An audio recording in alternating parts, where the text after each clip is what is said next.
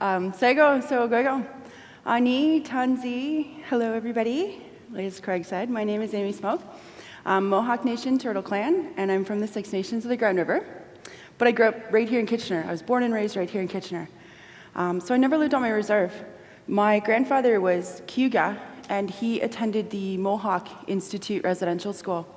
And my grandmother was Mohawk, and her family lived in Hamilton, and they had a job, and they went to church. So it was probably thought at the time that they were already assimilated into mainstream society, so she and her siblings weren't taken to residential school. But both my grandparents never really spoke the language and didn't teach my mom and her siblings. My grandparents traveled back and forth between Six Nations in the United States because they were following the work. My grandfather was an iron worker. And they avoided those big luxury cars pulling into the neighborhoods for fear it was the social service workers coming to take the children away to residential school. So my mom was actually born in Detroit, but grew up here in Six Nations. And she met my father, who's non-Indigenous, in Brantford, where he was born. And they moved to Kitchener-Waterloo, and where I and my younger brother were born. So I've never actually lived in Six Nations. But when I was growing up, mostly around non-Indigenous classmates and neighbors, I was very aware of how different I look. I have darker skin, different eyes and cheekbones, and as a result, I was bullied quite a bit when I was younger. People would always tell me to go back to where I came from, and I thought that was really weird because I'm from here. And even my dad would make comments about my mom and us kids about being Indians, that we were Indians.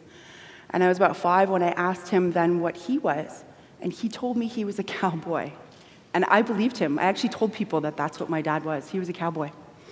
So not being around any ceremonies or traditions, but also not going to church or being involved in any organized religion, I never had a chance to learn any of this. My grandparents didn't teach my mom, and she never taught me. So I struggled.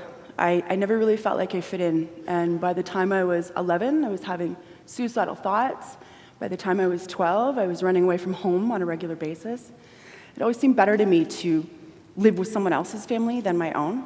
But my family made a nice living in the computer industry. We had a big home and cars and summer vacations. So I wanted for nothing, really, materially.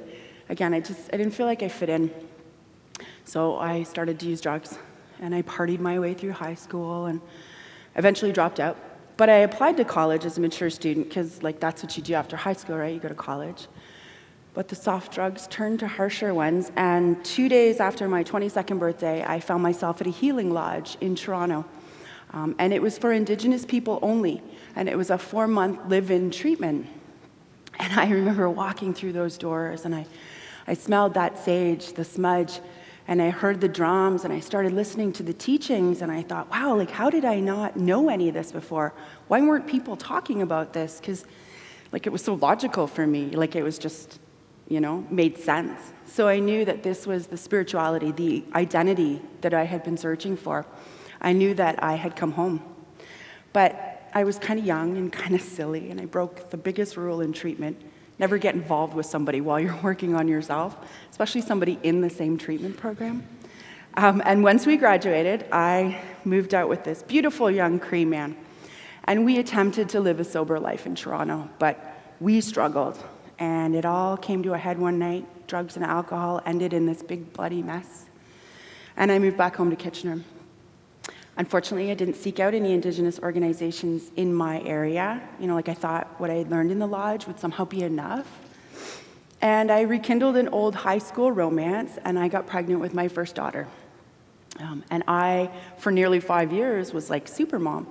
Right, I read every parenting book and magazine that there was because I was determined to do this one thing right. But again, I started to slip. I was struggling. And I started sending my daughter to my parents' house for overnight visits and weekend visits. And one day she just didn't come home. I was also working at the stag shop at the time, so it was a very adult life, which came with very adult drugs. Without my daughter, to be responsible for and get up in the morning for and take care of, I lost it. I completely slid out of control. Within 3 months, I had found another unhealthy partner, lost my daughter, lost my job, lost my apartment. And this started the next 5 years of hell. I entered the world of IV drugs, opiates and heroin. My partner and I would steal from stores all day long, and then we would sell it and buy drugs, get a hotel room, party all night, never saving anything for the morning, right, when we would be like in severe withdrawal. I found myself getting in trouble with the law, and every few months I was in and out of jail. We couch surfed, I slept in crack houses, we broke into cars to sleep. I spent a summer in a tent at Bingham Park.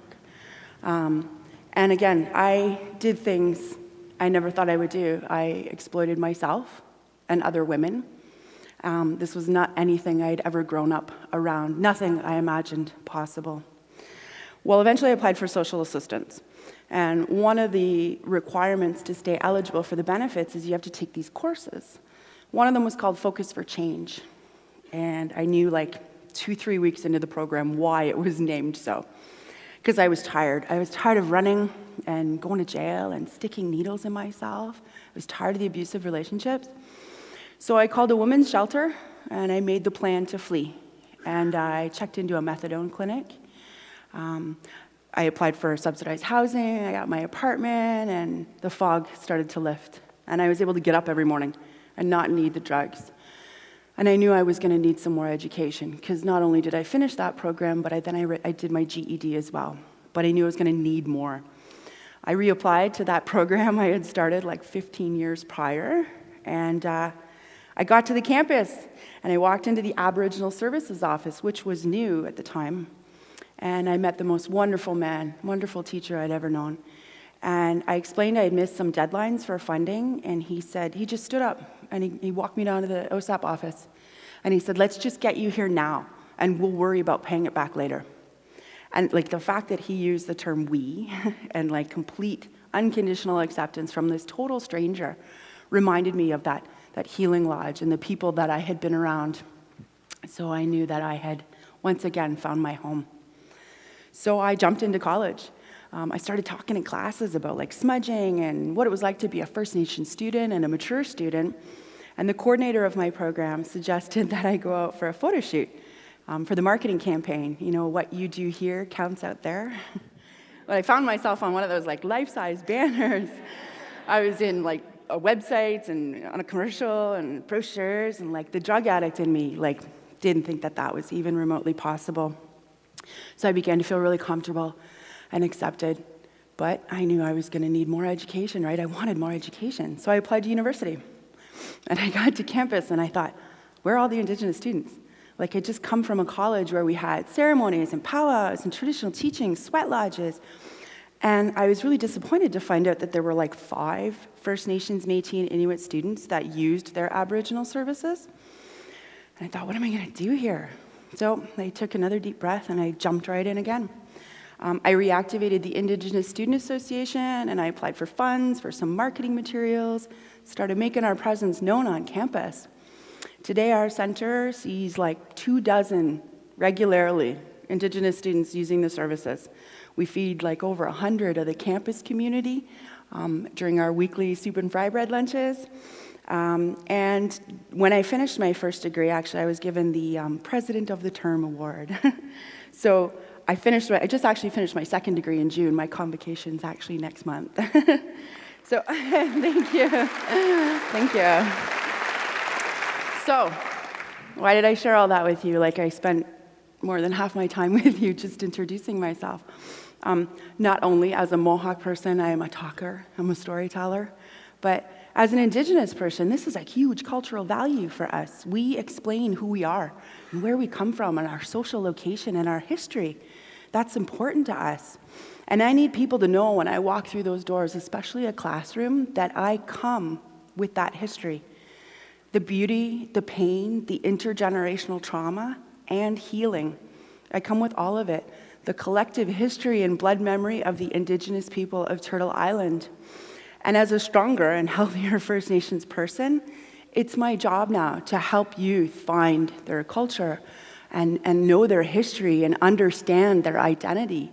You know, because I walked into those spaces of healing and learning, I was home and I felt such balance and belonging. And it's like such an honor to be able to help others find that same pride and acceptance within themselves. Like, there's just no greater job. So, how do we indigenize academic spaces, or better yet, decolonize them?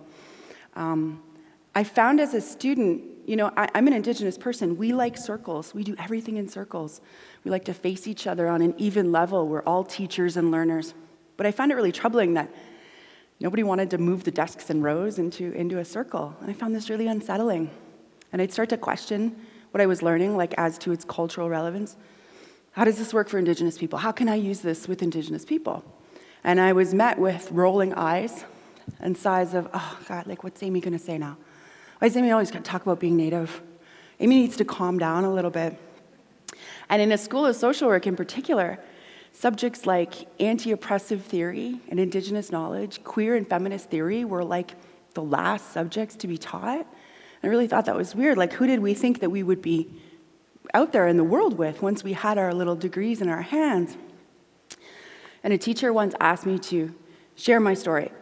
So she asked me to share a little bit of my story, a First Nations perspective, a little bit of the history and colonization. But while I was a student in the class, and the systemic racism and discrimination felt by First Nations, Métis, and Inuit students is current. It's not historical. This is like our everyday lived reality. So having me explain colonization while I currently experience it was not really an okay place for me to be. I know it wasn't intended to harm me. I'm a talker. But I realize now that that's not a safe space. So how do we make safer spaces, like for Indigenous students too? I mean, it's already impossible to fully prepare an Indigenous student for university, considering the inequities of funding for on-reserve schools versus provincial schools. But we also need to prepare the universities for Indigenous students. We need to look at other ways of learning and teaching and knowing and being in the world, because we are the fastest growing population in Canada, right? 47% of us are under the age of 25.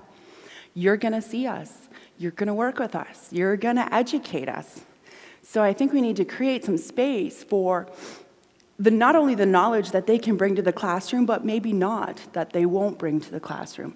Invite Indigenous elders and knowledge keepers into your spaces. Academics, professionals, doctors, lawyers, scientists, we have them all. And I really think it's time we started speaking for ourselves, right? Nothing about us without us. One of my favorite phrases. So again, these are big, scary words, right? Decolonization and indigenization and reconciliation. My advice is, as an Indigenous person, I'm tired. I'm tired. I'm healing myself and my family and my communities and our nations. But we're also expected to educate everybody about us at the same time. So we need you to meet us halfway. Do the research. Help educate yourself. But come to our spaces. Come share our spaces with us and invite us into yours. We are all about interconnectedness, right? So make some meaningful connections. Engage with us. I'm going to tell you, you won't regret it. We're awesome people. We're hilarious. We're funny people. We're generous. We're giving, and you just will not regret it. But again, make those meaningful connections. We're all about the interconnectedness. We're all about the relationships. We're all about storytelling. So, thank you. Share your stories with us like I've shared mine here with you guys all tonight. Thank you so much. Now, go. Tienes como na.